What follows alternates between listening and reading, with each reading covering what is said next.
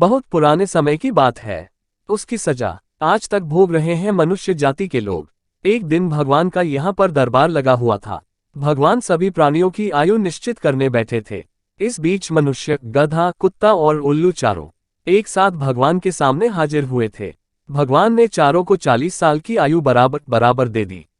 मनुष्य जाति को भगवान का ये निर्णय पसंद नहीं आया। उसे बहुत बुरा लगा। उसने सोचा, मैं सब प्राणियों में श्रेष्ठ माना जाता हूँ, फिर भी मेरी उम्र गधे, कुत्ते और उल्लू जैसे तुच्छ प्राणियों के बराबर ही क्यों दी है भगवान ने। सचमुच भगवान के यहाँ भी हमको न्याय नहीं मिला, यहाँ भी अंधेर ही है। लेकिन उस समय वह कुछ बोला नहीं। कुछ दिनों के बाद मनुष्य भगवान के पास पहुंचा और कहने लगा, भगवान, मुझे आपके सामने अपनी एक शिकायत रखनी है।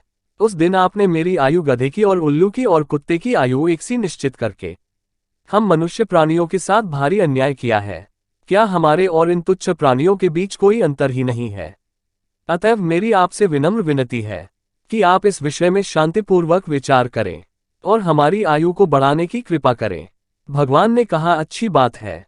भगवान ने गधे, कुत्ते और उल्लू से पूछकर इन तीनों की आयु में से 20-20 वर्ष कम करके मनुष्य की आयु में 60 वर्ष बढ़ा दिए और मनुष्य की आयु 100 वर्ष की पूरी कर दी।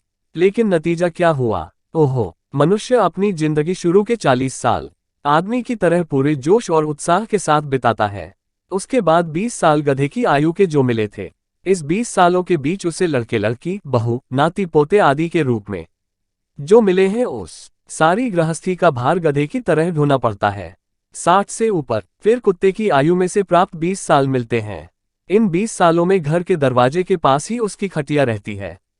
वह उस पर बैठा बैठा घर वालों को और बाहर वालों को आते जाते देखता है और कुत्ते की तरह उन्हें घूरता रहता है। 80 साल पूरे होने पर मनुष्य के नसीब में ओह अब मिली थी उल्लू की आयु के 20 बरस बचे हैं। इसलिए वह दिन में उल्लू की तरह खुली आंख लिए अंधे की तरह बैठा रहता है और रात को उल्लू की भांति बिना सोते ही जागता रहता है।